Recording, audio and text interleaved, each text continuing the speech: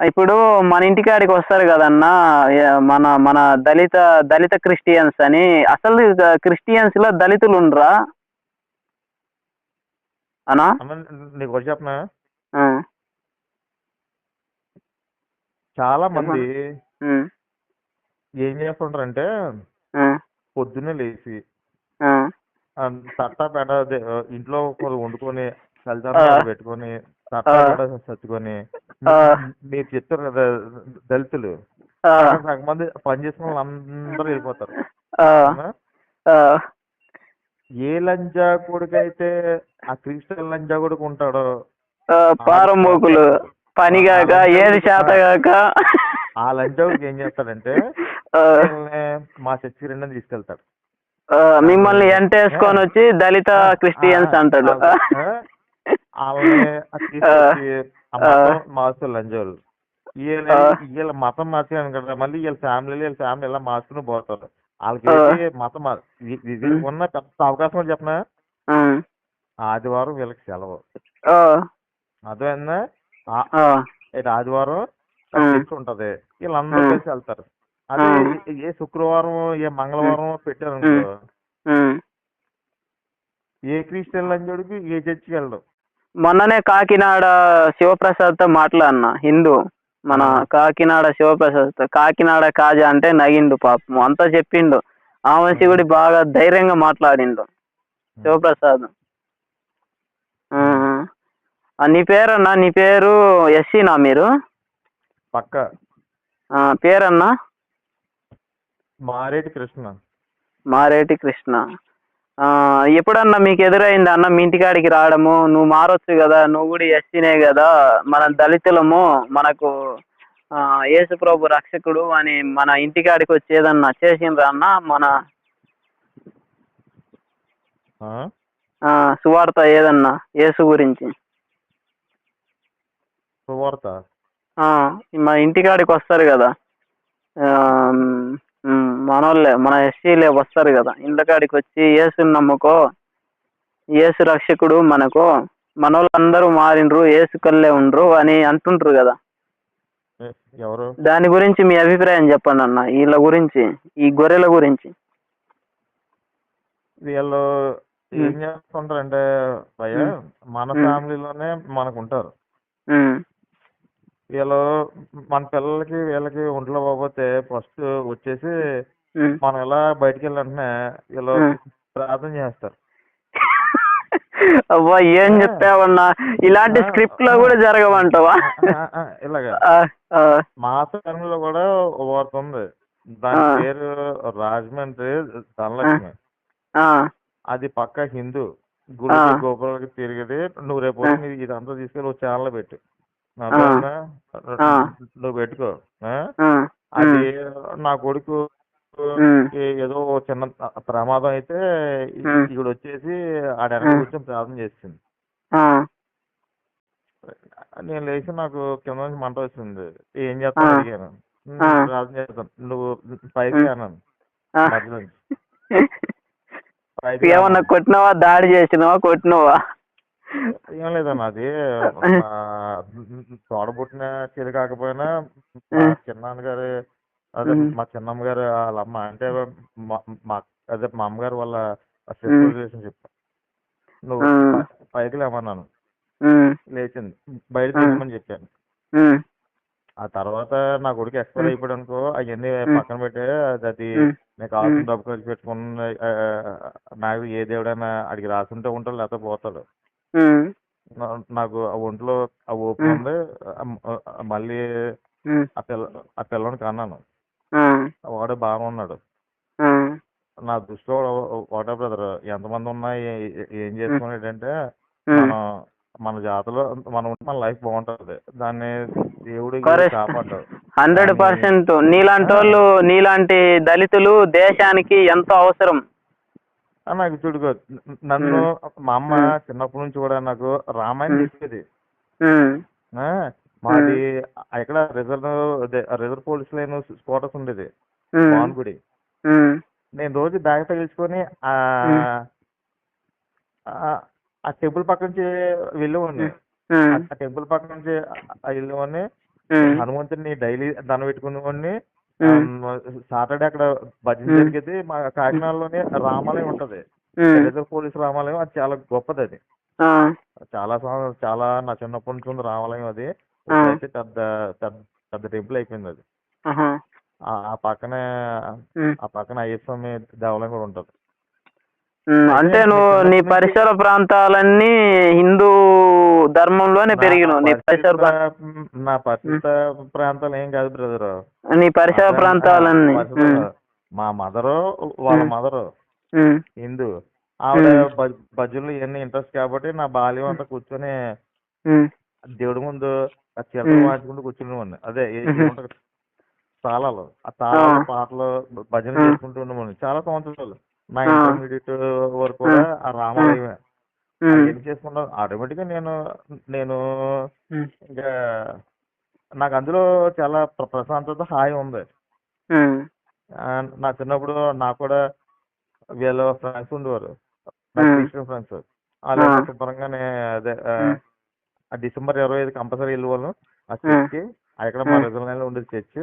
ఉమ్, వాళ్ళేమో ప్యాకెట్ ఎలాగా పట్టుకొచ్చి పంచేవారు ఉమ్, సాయంత్రం. ఉమ్, అదే ఉమ్, ఇదంతా అయిపోయాక మేము ఉమ్, మొత్తం డబ్బా కింద లాగేసేవాళ్ళం. ఎవడికి ఎన్ని దొరికితే ఎవడ బలవంతుడు అవుతాడు ఉమ్, ప్యాకెట్లు పెట్టుకొని పారిపోయేవాళ్ళం.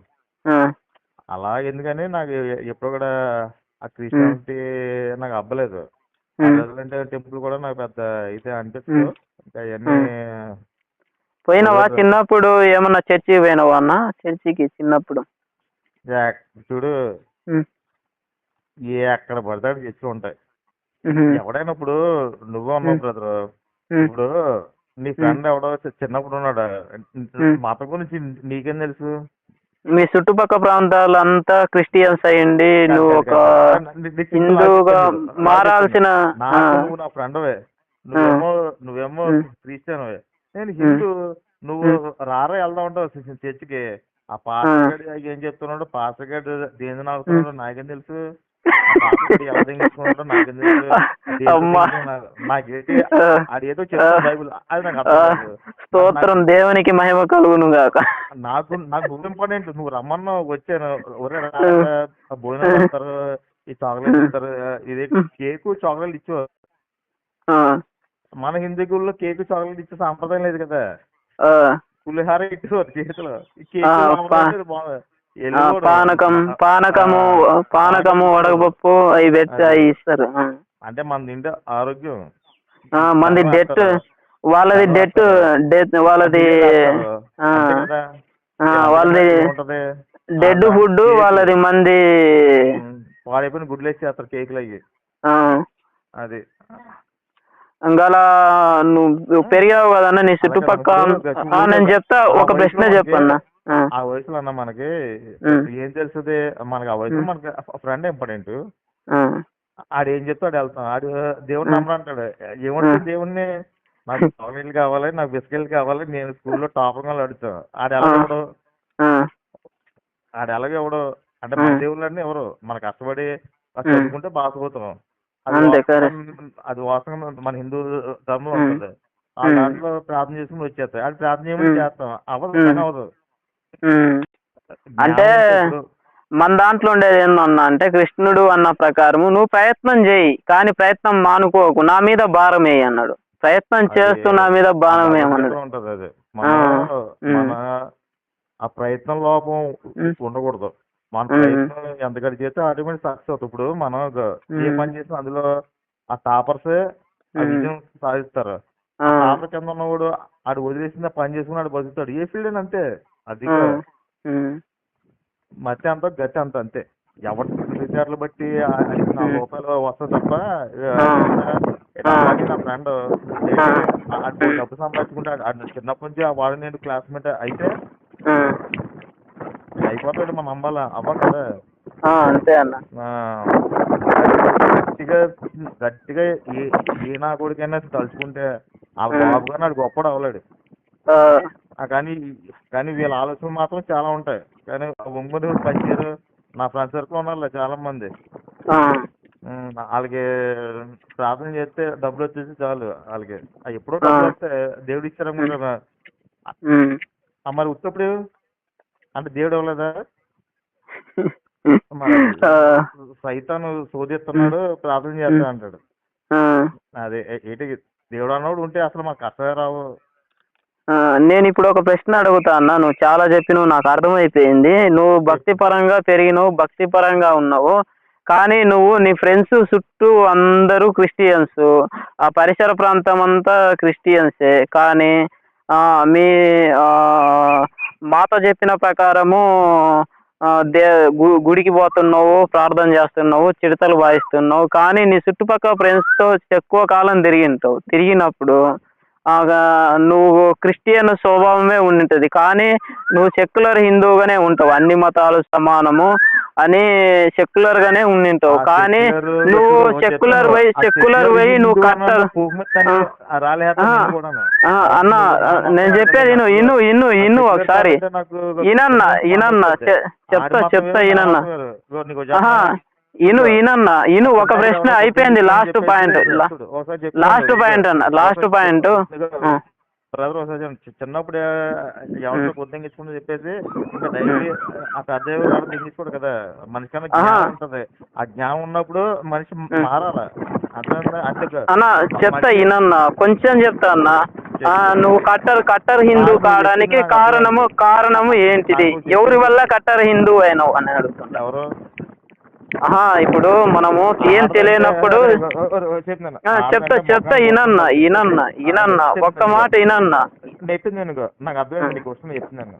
మా అమ్మ చేతుల్లో గాజులు వేసుకొని, మొక్కలు పెట్టుకొని, మంచి శారీ కట్టుకొని, నా చిన్నప్పటి నుంచి నేను చూసింది చాలా అందంగా.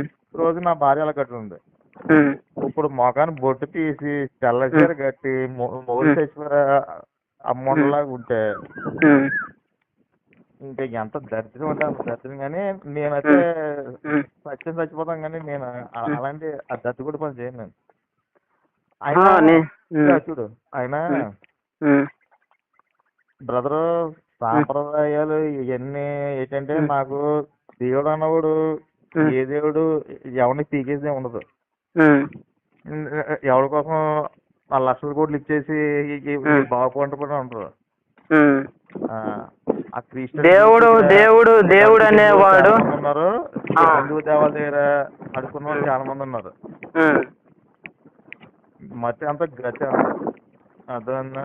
ఇప్పుడు నేను చెప్పేది అర్థమైంది అన్న నీకు? నేను వేసిన క్వశ్చన్ నువ్వు సమాధానము. ఇప్పుడు నేను చెప్పేది ఏందన్నా అంటే, మన దేవుళ్ళు ఏమని చెప్తుండ్రు అంటే, మన దేవుళ్ళు నీ కష్టాన్ని నమ్ముకో అని చెప్తుండ్రు. వాళ్ళు ఏమని చెప్తుండ్రు అంటే, నువ్వు అన్ని వదిలేసి నన్ను ప్రార్థన చెయ్యి అని అంటుండ్రు. అన్నప్పుడు నీకేమొస్తుంది? కింద నుంచి మంట వస్తుంది. అదే అన్నా ఇంకొకటి ఇప్పుడు వాళ్ళతోటి తిరిగినప్పుడు నీకు స్వభావం అదే ఉంటుంది, ఏమన్నా అన్ని మతాలు ఒకటే అనుకో. కానీ నువ్వు ఏదన్నా వీడియో చూడడం వల్ల కట్టర్ హిందూ అయినవా, లేకపోతే నువ్వు ఎవరి వల్ల ఇన్స్పిరేషన్ అయ్యి కట్టర్ హిందూ అయినావు? ఏదన్నా కారణాలు ఉంటాయా చుట్టుపక్కల దాని గురించి? అంటే నీ గ్రౌండ్ రిపోర్ట్ గురించి నీ ఆలోచన. ఏ హిందూ కూడా నా మతంలో మారమని ఏ లంజోడు చెప్పడు. అదే మన హిందువులు ఎవరు చెప్పడు. క్రిస్టియన్ లంజోళ్ళు 10 మంది ఉన్నారనుకో, 10 మంది కూడా ఏమంటారంటే, సోమాలు వేసుకొని వీడు అచ్చరంగా ఉండడురా, వీడు దానికి దీనికి ఫోన్ చేస్తారంటాడు. ఎందుకంటే సోమాలు వేసుకుంటాడు, ఎవరితో ఫోన్ చేస్తారు, మాట్లాడడం తప్ప గిడిపండే కదా. వీడి మైండ్ లో ఉన్నది ఏది ఉన్నా వీడు అని ఏదో రకంగా కిందకి చేయాలి, కిందకి లాగాల. నీ మతం ఆ ఎరుపు మతం అని చెప్పాలి.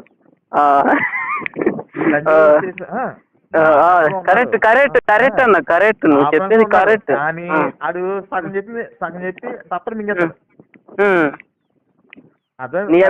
నీ అభిప్రాయం ఏందన్నా అంటే, మొత్తం పూర్తిగా చెప్పమని అడుగుతుండవు నువ్వు. వాళ్ళు సగం చెప్పి అక్కడక్కడ మెయిన్ చెప్పి చెప్పాల్సినవి చెప్పరు. మన దగ్గర ఆడిష్టం ఆడు అంటాడు, గజ్జే కదా. ఇప్పుడు చెప్తాడు, ఆడు మన పనులు లేరా, ఆడు చేసే దేనికి. అది ఏంటంటే అది మనం అంతే బ్రో. నీకు అర్థమైంది ఇంకా డౌట్లు ఉన్నాయి అడుగు చెప్తా. ఆ, ఇప్పుడు అర్థమైందన్న, నువ్వు చెప్పినావు కదా, నేను అడిగిన దానికి సమాధానము ఎక్సలెంట్గా చెప్పినావు అన్న. ఇలా మన హిందువులు ఇలా నీలాగా ఉండాలంటావు. మన హిందువులు మనలాగా నీలాగా ఉంటే, మన హిందువుల్లాగా ఉంటే. చెప్పనా, గోపి గారు కూడా మంచే. ఆయనకి ఆయనకి ఎక్స్ట్రా క్వాలిఫికేషన్స్ ఏమి లేవు. ఆయన బుద్ధలో దమ్ము ఉంది, నాకు ఉంది, కొంత ఉంది. నాకు సపోర్ట్ చేసే వాళ్ళు సోర్స్ అది. నీకు చెప్పిన ఒక ఫీల్డ్ లో ఉన్న వాళ్ళు అలాగే డెవలప్ అయిపోతారు. అర్థమైందా? ఎవరైనా జీవితంలో బ్రదరు, ఏ హిందువు అని, ఏ కట్టర్ హిందువు అని ఎవడైనా సరే 11 సంవత్సరాలు అదే పని మీద ఉన్నాడు అనుకో, ఆ టాప్ అయిపోతాడు ఆడు. ఆడు అందులో ఏమన్నా పీకేది తోపేది ఉండదు. కానీ ఏం చేస్తారంటే ఇలా ఒక సంవత్సరం ఉంటాడు, ఆడికి ఫీల్డ్ చేత కాదు. చూడు, నాకు నా మాట్లాడడం చేత కాదు పెద్దగా. ఏంటంటే కొంతమందికి మైండ్ సెట్ సరిగ్గా ఉండదు, సమయానికి రావు. ఎలా పని అది ఆర్ట్, అది కొంతమంది సొంతంగా నేర్చుకుంటారు. అది ఒకటి 5 సంవత్సరాలు రావచ్చు, ఒకసారి 10 ఏళ్ళు పడవచ్చు. వాడు జీవితకాలం చేసిన సరే మన గోపురంలో ఎవరు తయారవ్వలేడు. అది వాళ్ళ టాలెంట్ అప్ప. మనం ఏంటంటే అలాంటి వాళ్ళకి ఎంకరేజ్ చేయడం, మనం కూడా కొద్దిగా వెళ్తే అలాంటి సపోర్ట్ చేసుకుని. నీకు చెప్పన్నా, మన హిందూ ధర్మంలో ఇప్పుడు రాజు ఉన్నాడు. రాజు వాళ్ళ పిల్లల్ని ఏం చేస్తాడు, 5 సంవత్సరాలు 5 ఏళ్ళు ఒక 5 ఏళ్ళు రాబోతుకి అంటే విలువిద్య, నెక్స్ట్ మొత్తం ధర్మం గురించి, వేదాల గురించి, ఇట్ల గురించి మొత్తం ఎవరైతే ఉన్నారో ఆ గురువుల దగ్గరికి పంపించేస్తాడు. ఆడు 18 ఏటో 20 ఏటో వస్తాడు మొత్తం నేర్చుకొని. వాళ్ళు అందరూ టాపర్స్. మన ఇంటికి కూర్చొని పొద్దున్న టమటి చేస్తుంది, తాగేస్తాం, పేపర్ చూస్తాం, కూర్చుంటాం. పొద్దున్న అయితే మనం ఈ మ్యారేజ్ చేసుకున్న వ్యవస్థ, ఈ వ్యవస్థ తీసుకొచ్చి పాల ప్యాకెట్ల గురించి, డైపర్ ప్యాకెట్ల గురించి అన్ని మనం సప్లై మనమే మోసుకుంటూ వెళ్ళాలి. అది సగం జీవితం అక్కడే అయిపోద్ది. మన హిందువులు రక్షించబడడానికి, మన హిందువుల యొక్క ఒక ఆలోచనలు అన్ని అభివృద్ధి చెందడానికి, మన హిందువులు కట్టర్ హిందువులుగా ఉండడానికి మనం ఏదన్నా ఒక స్కూల్ లాంటిది ఏదన్నా మనం చేస్తే బాగుంటది అంటావు. బ్రదర్ ఏం అక్కర్లేదు, అర్థమైందా? మన హిందువులు ప్రతి ఒక్కడికి ఇల్లు ఉంటది. ప్రతి ఒక్కడికి ఇల్లు ఉంటది. బయట గీడి పక్కన గోడ ఉంటది. మన గోపికలు ఇచ్చేది చూసారా కాంప్లైంట్, అయ్యంత 39 వచ్చినాలు అయ్యంటించుకుంటే చాలు. ఏంటి, ప్రతి హిందువు గోడగా అవి రాసుకొని పెట్టుకుంటే చాలు. మన ఇంటికి వస్తాడు ఒక క్రిస్టియన్ వస్తాడు, మనతో ప్రేమ మాడతాం, మనం ప్రేమ ఆడతాం. వాడు మతం గురించి చెప్పినప్పుడు, ఒరే బాబు మా గోడ మీద రాసున్నాయి, ఒకసారి వెళ్ళినప్పుడు చూసుకొని వెళ్ళని చెప్పి అంటే అయిపోతుంది. మనకి బ్రదర్ ఏంటంటే ఇందులో ఇది ఎప్పటి నుంచో పాతిపోయింది కదా. మన అన్నయ్య హిందూ, ఆడి పిల్లమేమో క్రిస్టియన్, ఈడేమో సాంబశివరావు, దాని పేరేమో మేరీ. ఆ గోడ మీద రాత్రి ఒప్పుకుంటది ఏంటి, ఈయన పూగు మీద తను రాలేస్తుంది. కాదు, మన ఇంటికి రావడం మానేస్తాడు. మన ఇంటికి రావడం మానేస్తే ఈ రావడం మానేస్తాడు. రాయరు కానీ గుణపం పెట్టి పైకి లేపుతుంది అంటవా? అరగుండు మీద ఆ మాతులు నాటుతుంది అంటవా? ఆ గుణపాల రాజు గారు ఇచ్చిన ఆ 39 ఉన్నాయి సరే గుణపాలు, అవి సరాసరి ఆ లేడీస్ కి అయితే పూగులో దూరిపోతుంటాయి, ఇంకా జెంట్స్ కి అయితే గుద్దలో దూరిపోతుంటాయి. అది కాదన్నా, ఇప్పుడు అరగుండు సాంబ ఉండడు కదా, వాడి గురించి నాకు చెప్పారు కానీ సరిగ్గా నేను చూడలేదు. అరగుండు సాంబాకు ఎకరా బట్టతలు ఉందంట, ఎకరా. ఆ బట్టతలను మాపడానికి నువ్వేం చేస్తావన్నా? నీ ఆతులు వేరికి బట్టతలకు పెడతావా? సాంబశివరావు బట్టతలకు. సాంబశివరావు బట్టతలకి నా దగ్గర ఆయుర్వేద వైద్యం ఉంది. అల్లం బూకులోని పూకులో పెట్టేయడమే బుర్ర. శుభ్రంగానే ఆ గెట్టేసి ఇలా పాడుకున్నాను అనుకో ఆ జిగురు వస్తుంది కదా ఆ జిగురుతో ఆడికి బొచ్చు వచ్చేది. అది పెద్దది ఏం కాదు, అది మొత్తం మన సాంబార్ గడికి ఆ బొచ్చు ఎక్కువ వచ్చేసినాం. అదే యూట్యూబ్ ఎక్కడ పెట్టే ఇది సాంబార్కి వెళ్ళాలి, అది తల్లం బూగులోనే ఆ కూతురు బూగులోని బొర్రెడిసారు అనుకో శుభ్రంగా ఆ జిగురు ఉంటుంది చూసావా. పాస్టర్ కదా, దైవజనుడు కదా, దైవజనుడు పాస్టరు. అడిగి అన్న బొచ్చొద్ది, ఇది తప్ప రేపు ఇంకేం లేదు అడిగి. అంటే ఆయిల్ ఆ ప్రేయర్ ఆయిల్ ఇవన్నీ రాసినాక ఆ మేరు పువ్వులు పెట్టినా సరే అవదు పని, డైరెక్ట్ గా తల్ల పువ్వులోనే ఆ కూతురు పువ్వులు పెట్టేయడం. ఆయన దైవజనుడు కదా, పాస్టర్ కదా, ఆయన అభిషేకించబడిన ఆయన కదా. చూడు ఏసు ప్రార్థన చేసుకుంటే వాడి బొచ్చు మీద ఒక వెంట్రుక కూడా మొలదు. ఎందుకు మలదు? ఎందుకు మలదు? నిజదేవుడు కదా, యేసు నిజదేవుడు కదా, ఎందుకు మలవదు? సాంబశివరావు ఎకర గుండు మీద, ఎకర బట్టతల గుండు మీద. ఇంకా నీకు దేవుళ్ళకి పని మాట ఉండదా? ఆ నెత్తి మీద బొచ్చు ఇవ్వడానికి, ఇంకా గుళ్ళకి అభిషేకాలు చేస్తే ఇంకా చూడు ఇందులో కూడా చాలా మంది ఉంటారు వెళ్ళిపోయి ఇంకా 24. ఇప్పుడు అది కష్టం వచ్చింది, అది కష్టం ప్రాబ్లం సాల్వ్ చేసుకోవడం మన చెల్లి దేవుడు నువ్వే కాపాలంటే ఏముంటది, అది చచ్చిపోతాడు తగడేస్తాడు. మనోళ్ళు అన్నారు కదా అన్న, మనోళ్ళు అన్నారు కదా మా దేవుణ్ణి నమ్ముకోండి మీ కష్టాలన్నీ పోతాయి అది ఇదని మనోళ్ళు అన్నారు కదా, ఓళ్ళే కదా పొద్దున్న లేస్తే అనేది అన్నప్పుడు ఆ అరగుండు నెత్తి మీద, అరగుండు బట్టతల మీద యేసు ఆతులన్నా నాటొచ్చు కదా. లేకపోతే అన్న నువ్వు పోయి ఏం చేస్తావు అంటే, నేను ఎంటికలు నాటే వాళ్ళని ఏమంటారు డాక్టర్ను, హెయిరిస్ట్ కదా, నువ్వు పోయి ఆపరేషన్ చేసి సాంబశివరావు బట్టతల మీద మేరీపూకు ఎంటికలు ఉంటాయి ఆతులు, మేరీపూకు ఆతులు నాటన్నా ఇంకా పీడ పోద్ది.